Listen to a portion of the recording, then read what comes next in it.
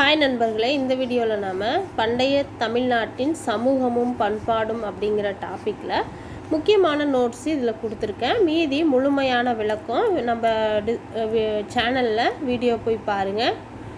Link கொடுக்குறேன், அதை click பண்ணி பாருங்கள். முழுசாக இந்த தமிழ்நாட்டின் பண்பாடும் சமூகமும் முழு வீடியோ உங்களுக்கு ரொம்ப யூஸ்ஃபுல்லாக இருக்கும்.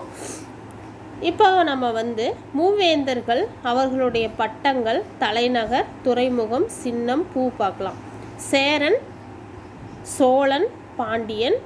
அவர்களுடைய சேரனுடைய சின்னம் வில், சோழன் புலி, பாண்டியன் மீன்.